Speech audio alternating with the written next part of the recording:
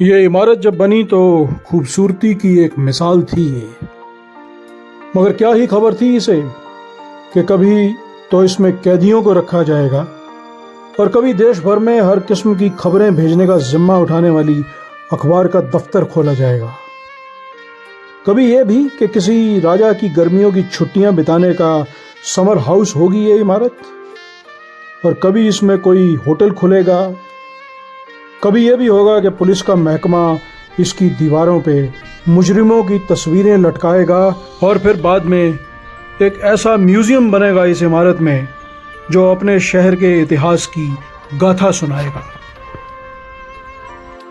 यह है शिमला की बैंटनी हिल पे बनी एक बेहद खूबसूरत इमारत, बैंटनी कासल।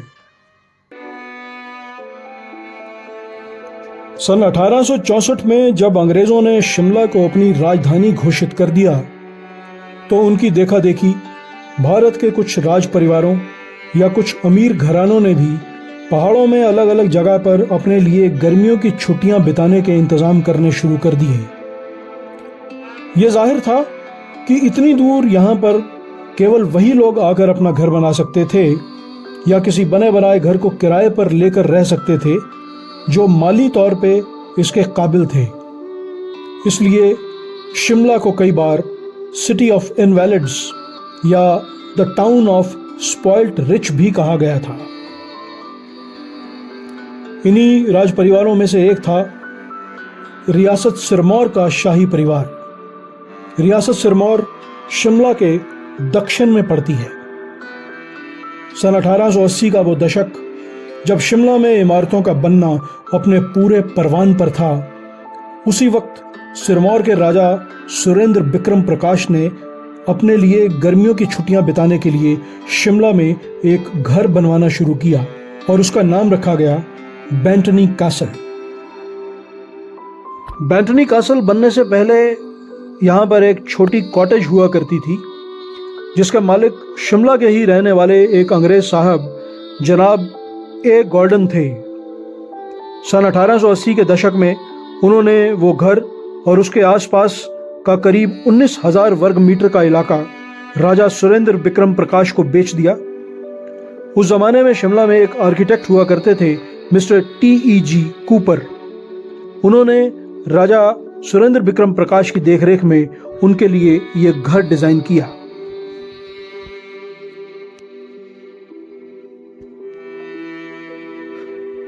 यहीं पे साथ ही साथ अगर शिमला की एक और खूबसूरत इमारत की बात की जाए जिसका नाम कूपर ब्लॉक है और वो सेसल होटल के पश्चिम में पड़ती है, ऐसा लगता है कि ये इमारत भी TEG कूपर ने ही डिजाइन की होगी क्योंकि इसकी खिड़कियां और काफी सारा लकड़ी का काम बैंटनी से बहुत ज्यादा मिलता जुलता है।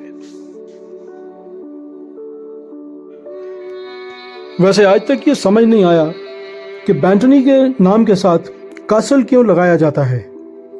कासल का असली मतलब है किला, यानी एक ऐसा गढ़ जहां उस इलाके का राजा रहता हो और वहीं से अपने साम्राज्य का कारोबार चलाता हो। कासल के मुकाबले यह इमारत तो एक छोटा सा घर है जहां सिरमौर रियासत के राजा और उनका परिवार गर्मियों की छुट्टियां मनाने आया करते थे। बहरहाल जो भी हो, अब किसी मकान को राजशाही से जुड़ा हुआ एक नाम देने के लिए कासल कह दिया जाए तो फिर क्या ही कहा जा सकता है।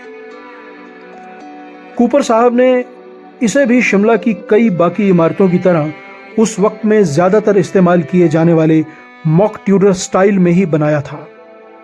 यहीं देवदार के पेड़ों की लकड़ी ली गई और पत्थर और मिट्टी की दीवारें बनाई गईं।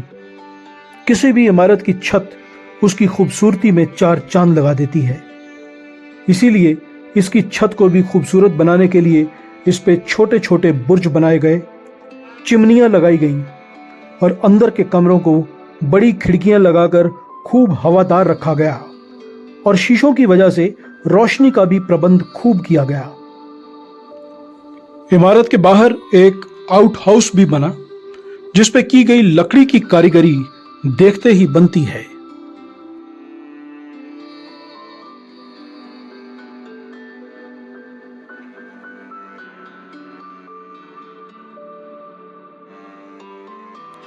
19वीं सदी के आखिरी दौर में एक फ्रेंच कंपनी द्वारा यहाँ एक होटल भी चलाया गया जिसका नाम एल बंसार्ड था।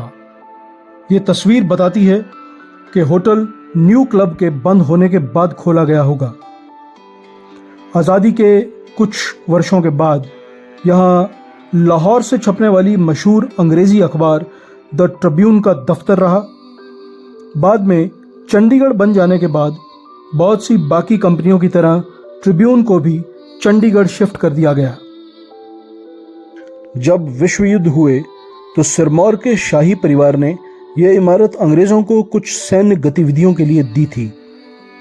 आज़ादी के बाद 1957-58 में इसे बिहार के दरभंगा रियासत के राजा ने खरीद लिया और फिर इसे हिमाचल प्रदेश के पुलिस महकमे को किराए पर दे दिया गया। इस महकमे का दफ्तर यहाँ पर एक लंबे अरसे तक चलता रहा, मगर दिन पर दिन इसकी हालत खस्ता होती जा रही थी और किसी ने भी इसके रखरखाव की तरफ कोई ध्यान नहीं दिया। यहाँ तक कि इसके बाहर लगी हुई कास्ट आयरन की रेलिंग जो रियासत सिरमौर के कोट ऑफ आर्म्स के डिज़ाइन को इस्तेमाल करके बनाई गई थी, धीरे धीरे हिस्सों हिस्सों में चोरी हो गई। नशे के आदी लोग जब अपने घर को ही नहीं छोड़ते तो इस खुली पड़ी विरासत को कैसे बख्श देते। आज सालों की मेहनत के बाद सरकार ने जब इसका जीर्णोद्धार शुरू किया तो इस पे करीब 30 करोड़ रुपए का खर्चा आया। अब इसे एक म्यूजियम में तब्दील कर दिया गया है। यही सबसे अहम तरीका है इस तरह की इमारतों को बचाने का। इन्हीं से कमाया हुआ पैसा इन्हीं के रखरखाव में लगाया जाए। शिमला में आने वाले पर्यटकों के लिए एक और मौका हो गया इस शहर के इतिहास को समझने का। अंदर इसकी दीवारों पर बड़े बड़े होर्डिंग्स लगाए गए हैं जो शिमला में घटी अलग अलग घटनाओं के बारे में जानकारी देते हैं। शिमला के गुजरे हुए वक्त में जो भी हुआ उसका काफ़ी ब्यौरा यहाँ पे मिलता है। हिमाचल प्रदेश से जुड़ी हुई बहुत सी बातें जैसे यहाँ का रहन सहन, पहरावा, मंदिर, मेले, त्योहार, लकड़ी की कारीगरी, पेंटिंग्स और बहुत कुछ, इन सब के बारे में यहाँ आकर पता चलता है।